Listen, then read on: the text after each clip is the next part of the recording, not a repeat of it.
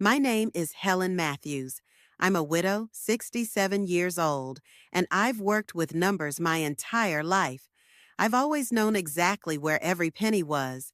I raised my son on my own, paid for his college, helped with the down payment on his first house, watched his kids when he went through a divorce, and I was always there whenever he called. But he wasn't there for me. For 5 years in a row, he forgot my birthday. No card, no call, not even a casual hello. Each time I forgave him, and then I simply stopped reminding him. But you see, while he was busy forgetting me, I made sure to remember something important. If this story resonated with your soul, click subscribe and let me know in the comments which city or country you're listening from. I'm truly curious to know where you're tuning in from. The day I turned 67 was an ordinary Thursday, just like any other. The sky was overcast, not enough for rain, but the sun never showed. Morning light slid across the floor in a muted gray, casting long shadows from the kitchen chairs. I stood by the counter, slowly pouring hot water over a tea bag, and kept telling myself not to look at the phone. I had made the same promise last year and the year before, but promises made to yourself don't always hold up under silence. I glanced at the phone anyway. Nothing. No text, no missed call. Just the default background, a blue sky over a field of yellow grass. Some generic wallpaper I'd never changed. I stared at it longer than I should have, then placed it face down on the table and sat in front of it like I was waiting for a verdict. 5 years, 5 years in a row, without so much as a happy birthday from my only child. I didn't cry, I didn't sigh, I didn't even feel anger anymore. The absence had settled too deep for that. It had grown roots in places I no longer tried to pull clean. I simply stood, went to the fridge, pulled out the small apple pie I had baked the night before, and placed it in the oven to warm. It was my favorite, cinnamon heavy, not too sweet, with a crumble top. I'd made it the same way for decades, the kind of recipe that lived in my hands rather than on paper. I always baked it on my birthday, even when I'd had people to share it with. Harold used to sneak a slice before it had fully cooled, said it was best when it burned your tongue just a little. I sliced a piece for myself and sat in the breakfast nook, looking out the window at the backyard. The lawn had gone a bit long. I made a mental note to mow it this weekend. Maybe trim back the rose bushes. There was a time when Michael used to do that for me. When he would show up with his sleeves rolled, his hands already stained from the oil of the mower. He used to bring his boys, and they would sit on the porch eating popsicles while he worked. Those days were gone. I took a bite of pie and let the flavor settle on my tongue. Sweet, warm, familiar. It was my birthday after all. And even if no one else celebrated it, I would. I walked through the house afterward, slowly, room by room. I had lived in this house for 30 years, raised my son here, buried my husband from here. It was the only place that still felt like mine in a world that had grown increasingly impersonal. But even within these walls, some rooms had gone quiet. Some pictures had come down. Others had never gone up. I passed by the guest room, once Michael's, now mostly used for storage. I opened the door, not intending to, but drawn by some impulse I didn't question. The bed was neatly made, the closet still holding some of his old jackets, a few boxes of forgotten items from his first marriage. I closed the door softly and continued down the hallway. The living room still held the same furniture, the same bookshelf, the same sunspot on the rug where I used to find the cat curled in the afternoons. I turned on the radio, not the TV. I didn't want noise, just a little background music. Jazz, low and mellow. It made the house feel less empty. At noon, I checked the phone again. Still nothing. I went outside and watered the plants. The geraniums by the front step were starting to bloom, little bursts of red against their dark green leaves. I dead-headed the ones that had started to fade, shook out the mat by the door, and made a mental list of groceries I didn't need but would pick up anyway just for the sake of movement. By evening, the sky had cleared, a little, just enough to let in a patch of golden light that painted the kitchen in amber hues. I set the table, not because I expected anyone, but because it felt better than eating at the counter. I made myself a small dinner, grilled salmon, green beans, wild rice, and poured a glass of white wine.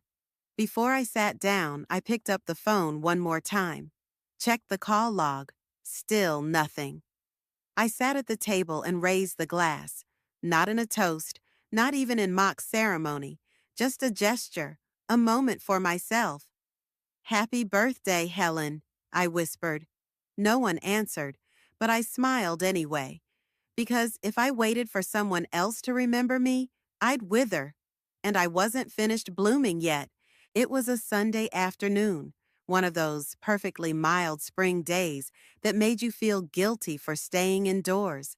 I had spent most of the morning on the back porch, pruning the potted herbs and sipping iced tea, enjoying the rare warmth on my skin, the kind of day that whispered nothing bad could possibly happen.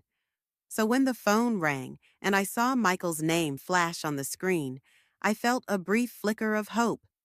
Maybe he had remembered. Maybe he was calling to apologize for forgetting again. Maybe this time would be different. I answered with a soft hello, trying not to sound too eager. He didn't ask how I was. He didn't mention my birthday. He dove right in, his voice too casual to be casual, like someone easing into a pool knowing the water's cold. He said, "Mom, we've been thinking." I knew that tone. It was the preamble to something framed as a favor, but weighted like a decision already made. He said they'd been talking. He and Alyssa, his wife, and they felt it might be time to make a change. He said it carefully, with that soft, polite confidence people use when they want you to believe a selfish act is somehow generous. He talked about how the house was getting to be too much for me, how the stairs weren't ideal, how I shouldn't have to worry about the yard, the maintenance, the stuff that comes with home ownership at my age.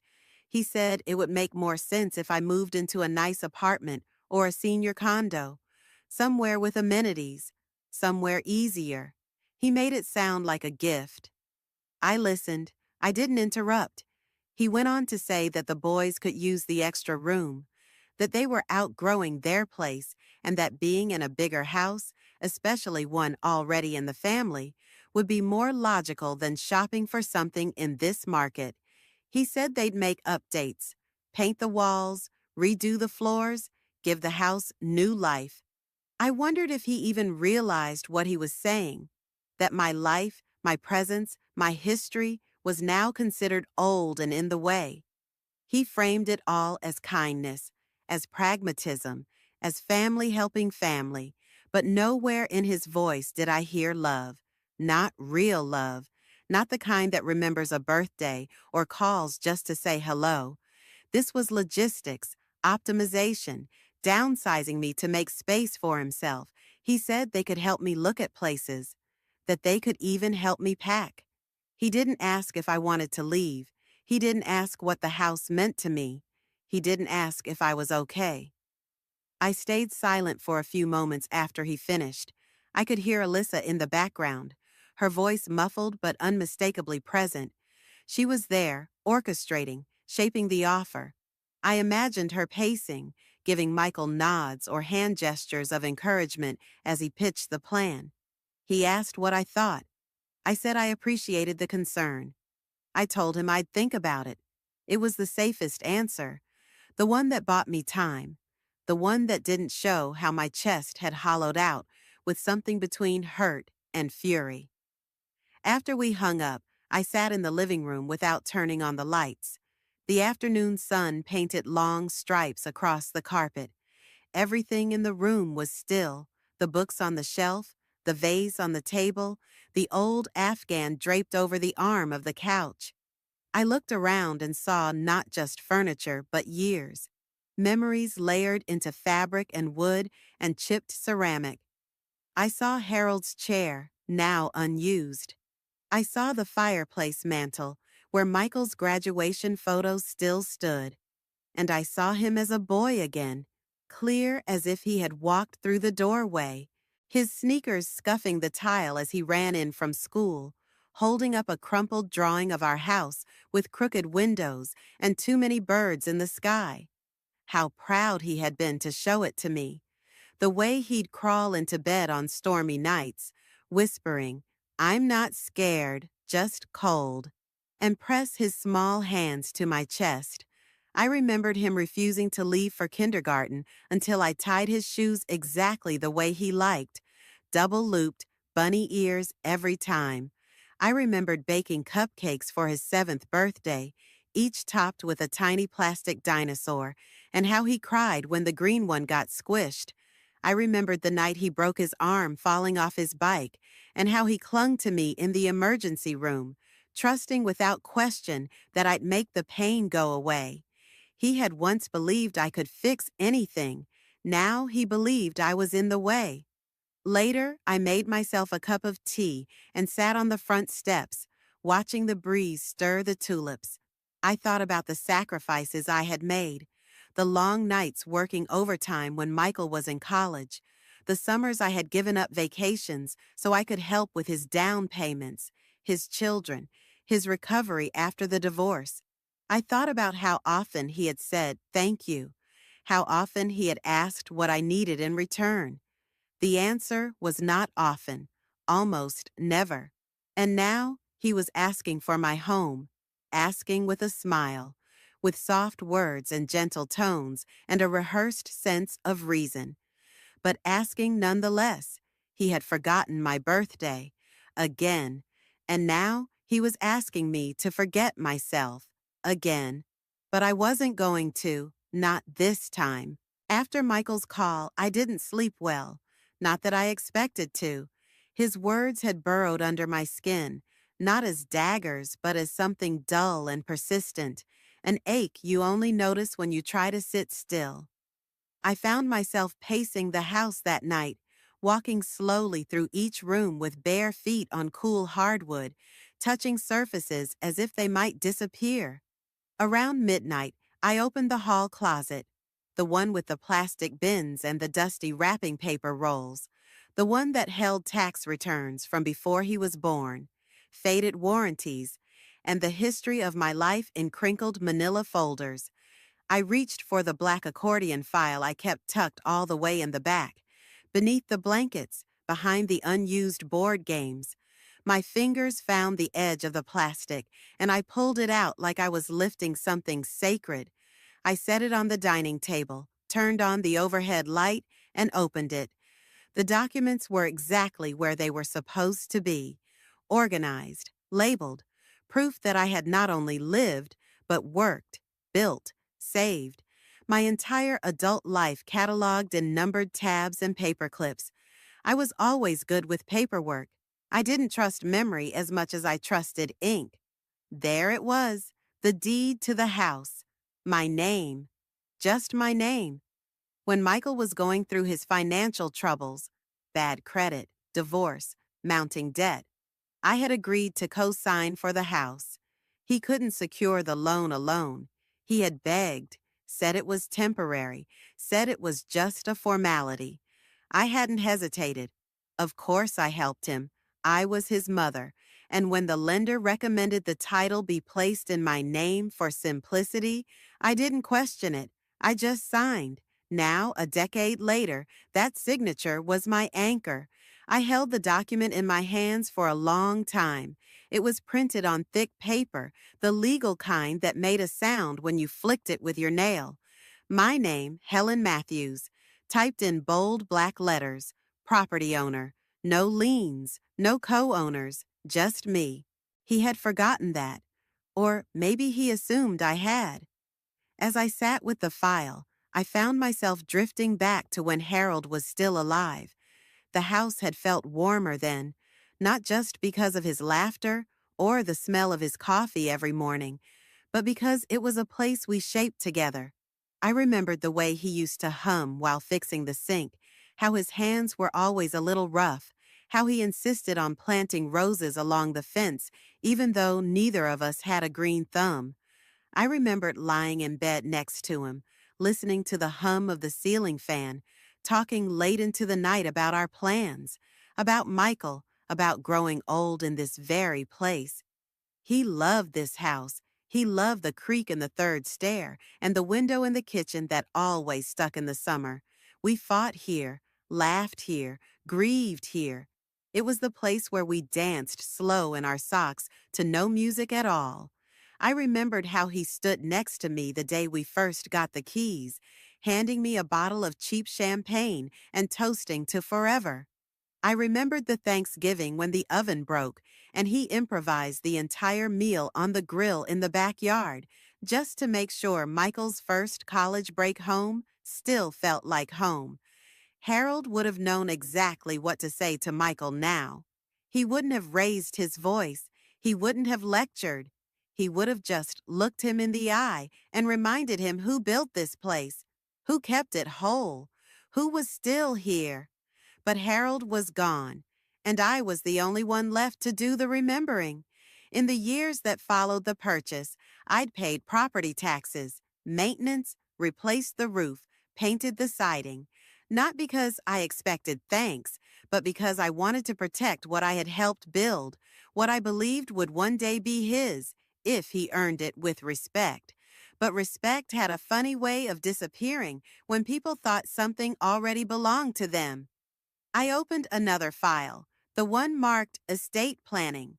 Inside were drafts of an old will, created when Harold was still alive. It hadn't been updated in years. At the time, the house was part of a plan, a future gift, a piece of legacy. But a lot had changed since then. Now I saw it not as legacy, but leverage. The next morning, I called my attorney. Her name was Diane Caldwell, a no-nonsense woman in her 50s who had helped me once before during the settlement of Harold's estate. I trusted her. I explained the situation plainly, without emotion. She listened. She didn't gasp. She didn't say, "Oh, honey," she said. "Let's protect your assets." We scheduled a meeting for the following week. In the meantime, I made copies of everything. The deed, the mortgage statement, the insurance documents. I scanned them, emailed them to myself, and saved them in 3 different places. One in the cloud, one on a USB drive, and one in an envelope I labeled "In Case of Nonsense," which I tucked in the drawer of my nightstand. I wasn't angry. I wasn't even hurt. Not anymore. I was focused. This was no longer about a birthday or a phone call, or even about a son forgetting the woman who raised him. This was about space, my dignity. And now I had the paper to prove it. The rest would come in time. But this, the certainty, the proof, the quiet power of ink, was mine now, and I would not be giving it up. They arrived on a Saturday afternoon without warning.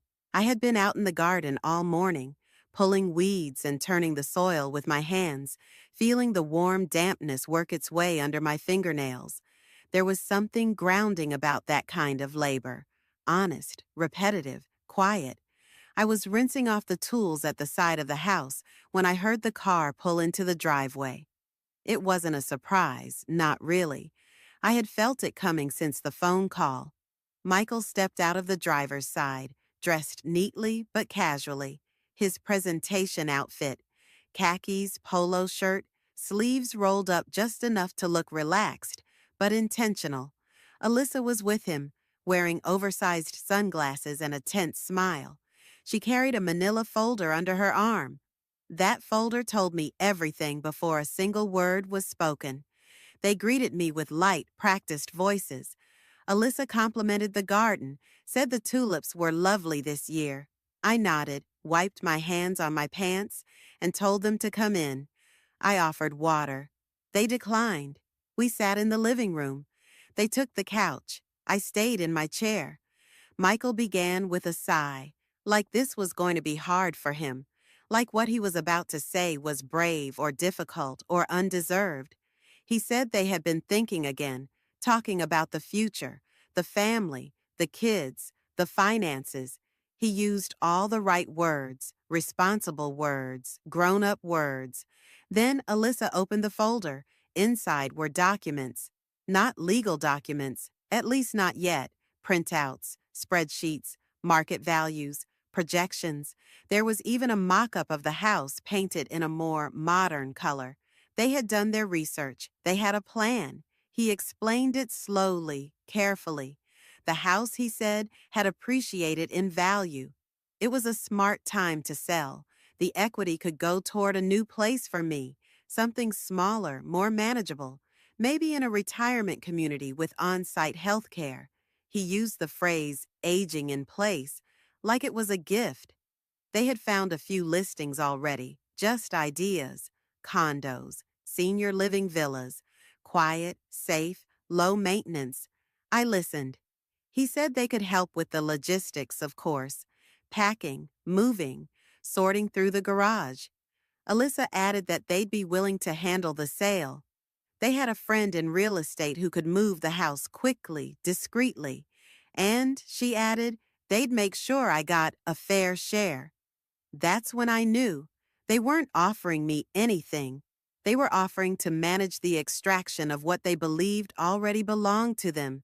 They said it was time to transition. They said it was the right move. They said it would benefit everyone. I sat back in my chair and let the words pass over me like a warm fog. I didn't argue. I didn't raise my voice. I didn't even blink. I just asked one question. What makes you think the house is yours to sell? They faltered.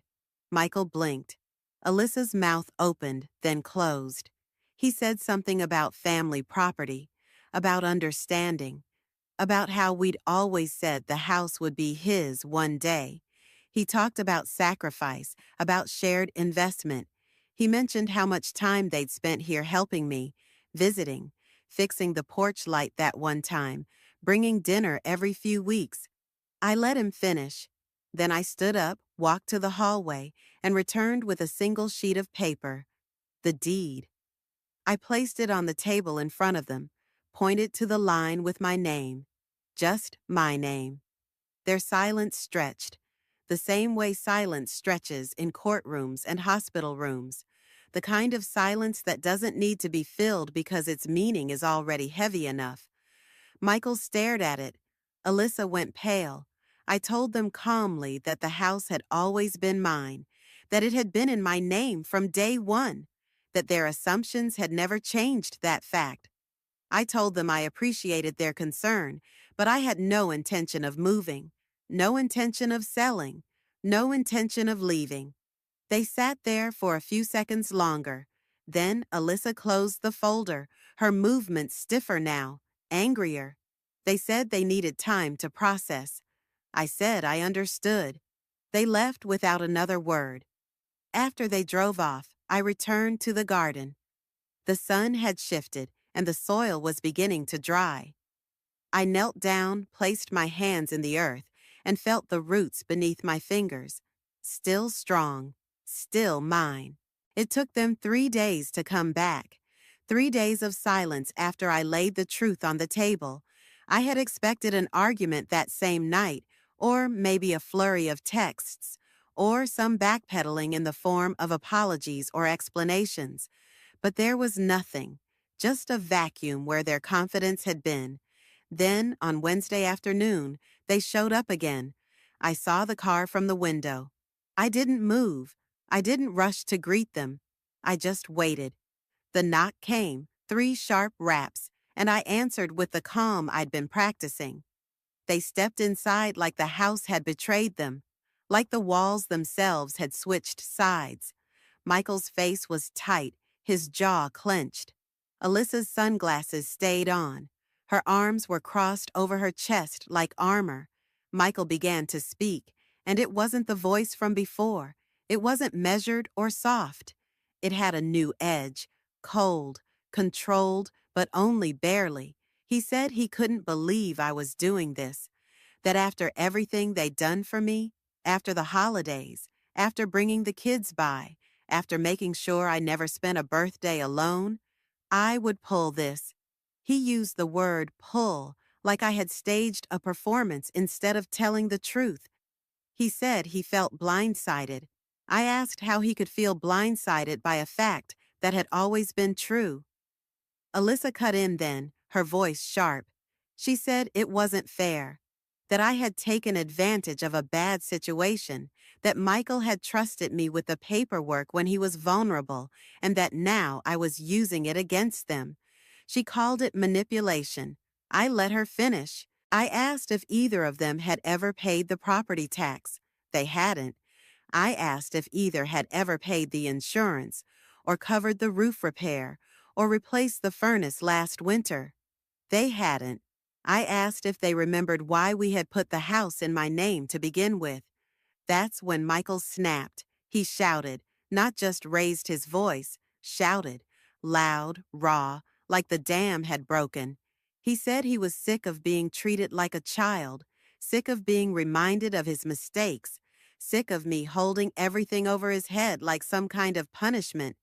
He said I always made him feel small. And then he said something I'll never forget. He said, "You've always needed to control everything, even this house, even me." He threw the word control like a rock through glass. It hit something in me I hadn't touched in years, something old and tired and bruised. I didn't yell back. I didn't cry.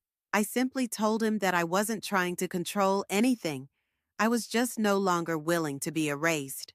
The room went quiet. Alyssa looked away. Michael stared at me, breathing hard, as if he'd expected a different response. Maybe anger, maybe submission. I gave him neither. He turned and walked out. Alyssa followed. The door closed behind them, hard, but not slammed.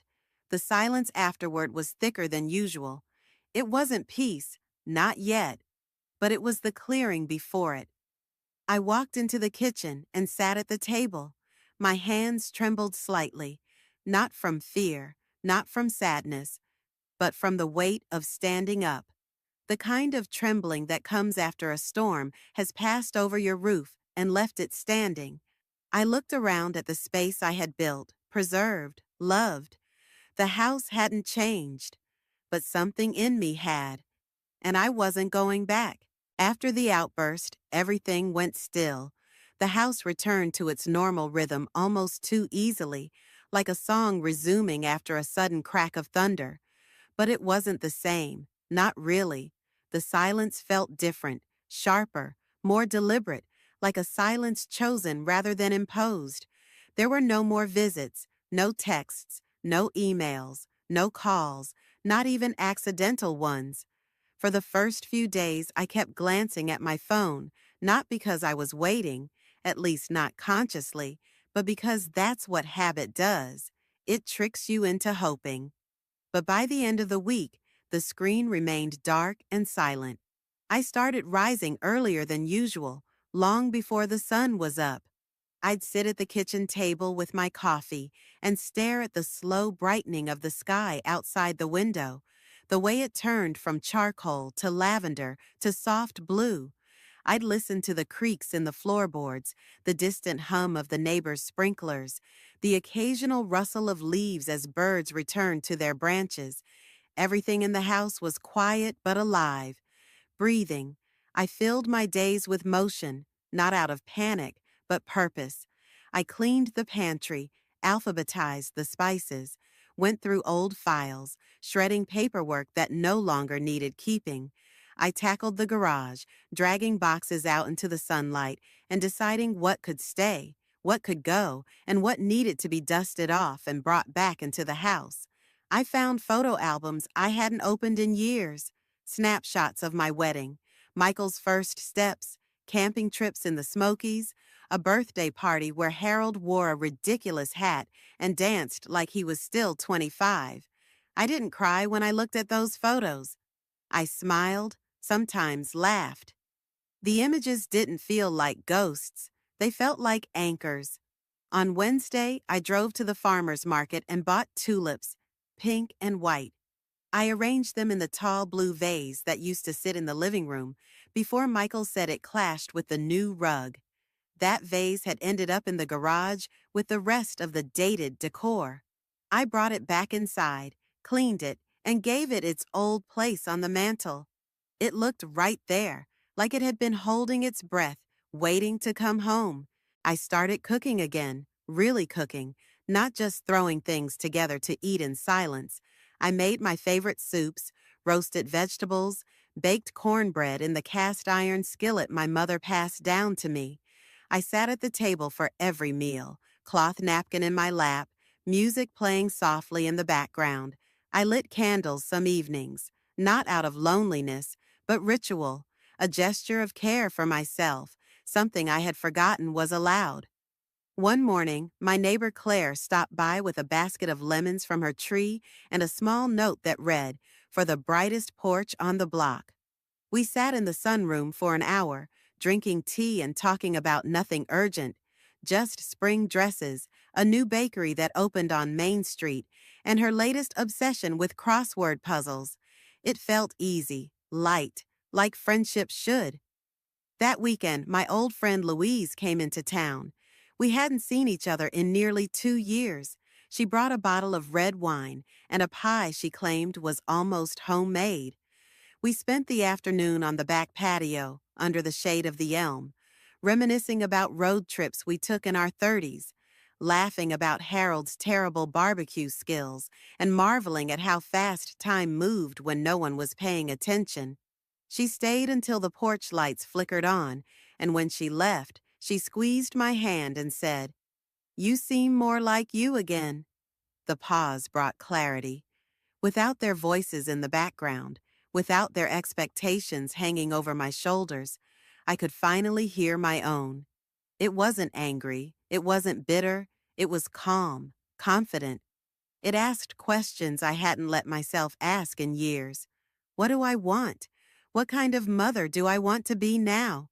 What kind of life do I still get to shape? I went for walks around the neighborhood, took different routes each day, stopped to talk to neighbors I hadn't seen in months. One woman, Sarah, invited me to a local book club. I accepted. Another neighbor, Mrs. Ellis, asked if I would help with the community garden this spring. I said yes. These invitations felt small, ordinary, but they stitched a sense of belonging back into my days. I didn't speak of Michael, not because I was avoiding the subject, but because there was nothing to say yet. The wound was not fresh, but it was healing, and sometimes healing sounds like nothing at all.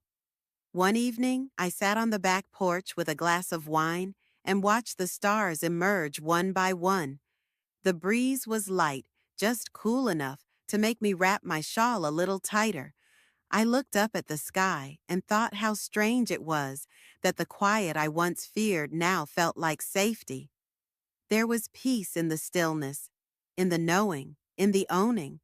I had always been the giver, the one who fixed, helped, supported, the one who made space. Now I was learning what it meant to make space for myself, and I was in no hurry. It was a Thursday morning when he showed up. I had just finished folding the laundry and was bringing the basket back upstairs when I heard the knock at the door. It wasn't urgent, not loud or sharp, just 3 soft, uncertain taps. I paused at the top of the stairs, my hand resting on the banister, and waited a moment, unsure if I had imagined it. Then the knock came again.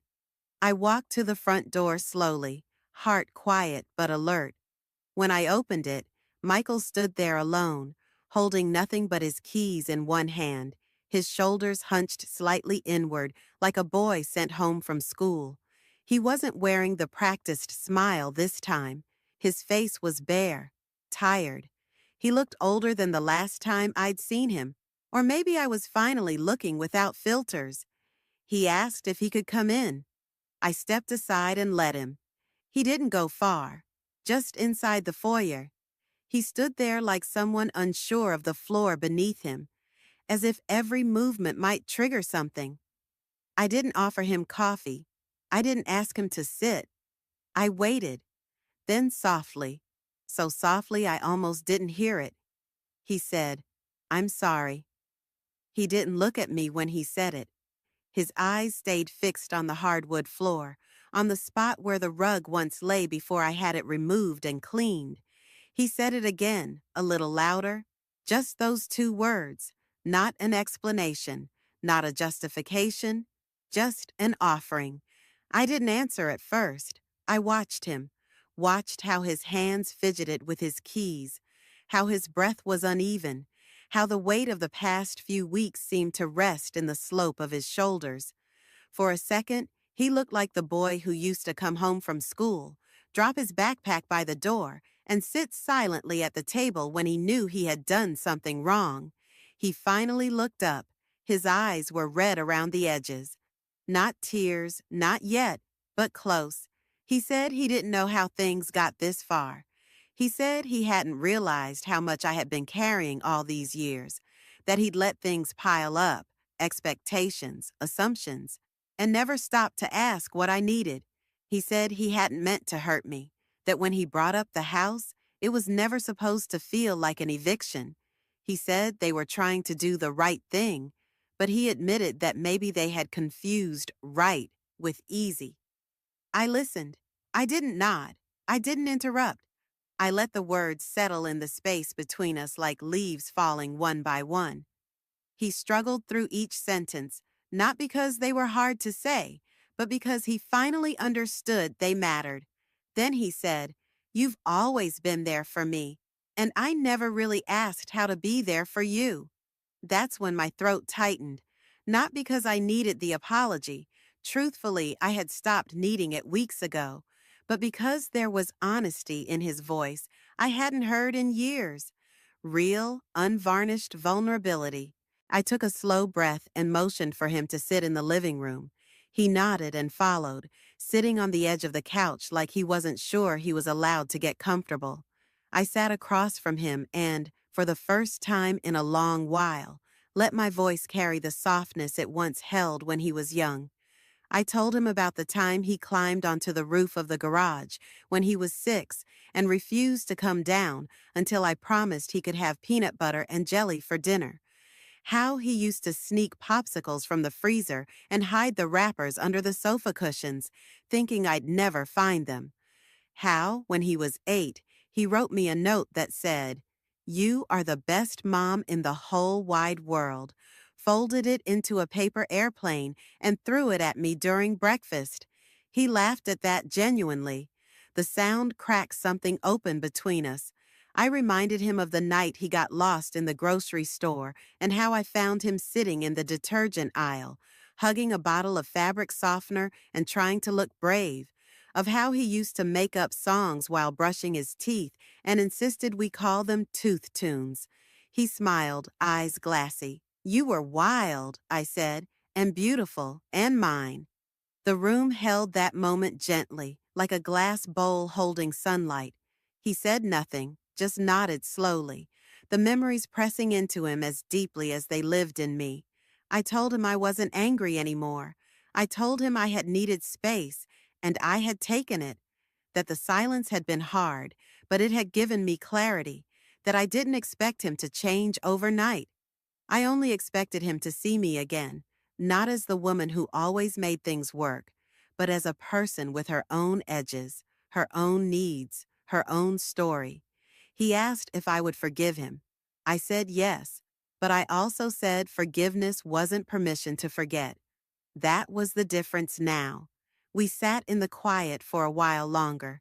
No hugs, no tears, just the soft tension of reconciliation trying to grow roots. He said he wanted to try again, that he'd talk to Alyssa, that things needed to shift, not just with the house, but with how they moved in the world around me. He said he wanted the boys to know me better, that he wanted to know me better. I told him that was a good place to start. He left quietly with a promise to return, not with plans, not with ideas, but with time. After the door closed behind him, I stood for a long moment in the same spot, letting the quiet return around me. It didn't feel hollow this time. It felt open. Apologies don't fix what was broken, but sometimes they let light in through the cracks. And for the first time in a long while, I felt something shift. Not back to what we were, but towards something new. The house felt different in the weeks that followed, not because the furniture changed or the walls were repainted or the silence disappeared, but because the air inside it began to soften. It no longer carried the weight of unspoken words, of withheld recognition. It breathed easier. And so did I. Michael kept his promise. He didn't arrive with grand gestures or elaborate apologies, but he showed up. Once a week at first, then more often, sometimes just to bring coffee and sit with me on the back porch, sometimes with the boys, who wandered the house like it was a place they were learning to see with new eyes. I watched them explore corners they used to ignore, ask about photos they had never noticed. I watched them look at me, not just as grandma, but as someone who had a life that extended beyond their own needs. One afternoon, Michael came with a framed photo. It was one of the few I hadn't seen in years, a snapshot from his high school graduation, the two of us smiling under a clear June sky, his arms slung around my shoulders, my hair a little darker then. He said he'd found it in an old box, thought I should have it. I placed it on the mantel, next to the blue vase and a candle that smelled like rosemary and cedar. I updated my will. I met with Diane again, sat across from her in the same office where we'd once drawn lines for protection. This time we wrote from a place of clarity, not defense. I outlined everything with clean precision. The house, my assets, my wishes. Not because I expected conflict, but because I had earned the right to choose what happened to what I had built. My name remained on the deed, unmoved, uncontested. I ordered new stationery, something simple, elegant.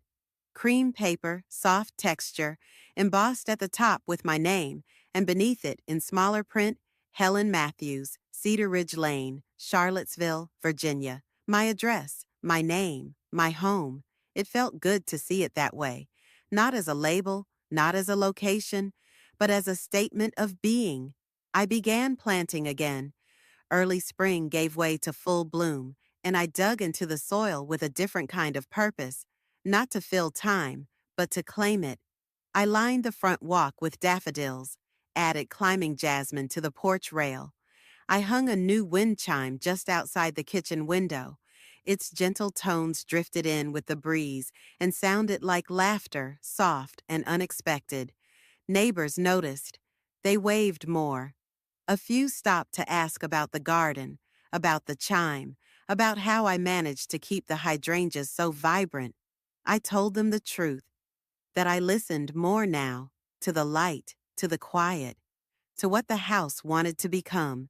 And something else changed too, something more unexpected. A door I hadn't realized was still open began to creak wide again. His name was Paul Henderson. We had known each other for decades, back when Harold and I used to attend summer community concerts. Paul had been widowed for a few years, a kind man with kind eyes and a gentle voice that always sounded like it belonged on the radio. We ran into each other at the farmer's market. He was buying peaches. I was buying tulips. We started with coffee, then dinners, walks through the arboretum, a day trip to the lake. He listened the way few people do, not waiting to respond, but waiting to understand. He didn't try to fix anything. He just sat with me, his presence quiet and steady. He began leaving notes in my mailbox, handwritten, folded in half, sometimes a poem, sometimes just a line from a song we'd heard together. My favorites were the ones that said simply, "I saw this and thought of you." Eventually, I invited him over. He admired the wind chime. He helped mend the garden fence. He brought wine that actually paired well with the roast chicken I had prepared. We sat on the porch late into the evening, and I realized I wasn't filling silence. I was sharing it. We talked about the future one night under the stars. The kind of conversation you don't expect to have at this age, not after so much life has already passed. He asked what I thought about growing old together. I said I'd already started. We laughed, but we also didn't dismiss it. It was too early for announcements, too early for plans, but not too early for hope. I hosted a small dinner, just 4 chairs, a roast chicken, roasted carrots with thyme, a bottle of wine I had been saving. Michael and the boys came. Alyssa sent dessert, lemon bars, homemade, with a handwritten note that said simply, "Thank you for being patient."